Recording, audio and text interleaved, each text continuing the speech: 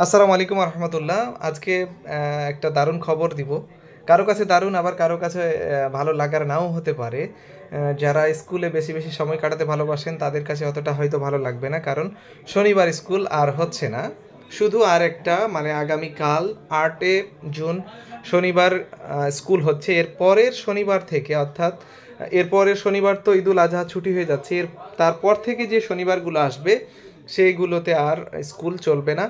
তো এটা কারো কাছে খুশির হতে পারে, আবার কারো কাছে খুশির খবর নাও হতে পারে। আর আরেকটা খবর দিব আমি এখানে, যে আহ, ঈদুল আজহার পরবর্তী সময়গুলোতে স্কুল কলেজ মাদ্রাসা আসলে কতটুক সময় ধরে চলবে তারও একটা এখানে নোটিশ আমরা পেয়েছি, আমি সেটা শেয়ার করব। এখানে বলা হচ্ছে জনপ্রশাসন মন্ত্রণালয়ের একটা নোটিশ। এখানে নোটিশে বলা হচ্ছে, নোটিশটা অবশ্য আজকে গতকালের নোটিশ 6 তারিখের। বলা হচ্ছে সরকার আগামী 19 জুন 2024 তারিখ ঈদুল আজহা 2024-এর পরবর্তী প্রথম কর্মদিবস হইতে দেশের সকল সরকারি, আধা সরকারি, স্বায়ত্তশাসিত ও আধা স্বায়ত্তশাসিত প্রতিষ্ঠানের অফিস সময়সূচি পরবর্তী নির্দেশনা না দেওয়া পর্যন্ত নিম্নরূপভাবে নির্ধারণ করা হলো। কিভাবে?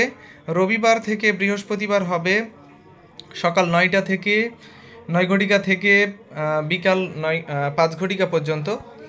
এর মধ্যে বলা হয়েছে বেলা 1 ঘটিকা থেকে 1:30 ঘটিকা পর্যন্ত জোহরের নামাজ ও মধ্যাহ্নভোজের বিরতি। যদিও এই সময়টা নামাজ এবং বিরতির জন্য যথেষ্ট কিনা এটা আমার কাছে বোধগম্য নয়। আর আরেকটা হচ্ছে শুক্রবার এবং শনিবার সাপ্তাহিক ছুটি। তো এই হচ্ছে দুইটা কথা, যে সাপ্তাহিক ছুটি শুক্রর সাথে শনি আবার ফিরে আসলো, এবং রবিবার থেকে বৃহস্পতিবার অর্থাৎ 5 দিন যে স্কুল টাইম বা অফিস টাইম সেটা 9টা থেকে বিকাল 5টা পর্যন্ত হলো। তো আশা করি আপনাদের এই ভিডিওটা কাজে লাগবে। কাজে লাগলে অবশ্যই একটা লাইক করবেন এবং সাবস্ক্রাইব করে পাশে থাকবেন চ্যানেলটিতে। আসসালামু আলাইকুম রহমতুল্লাহ।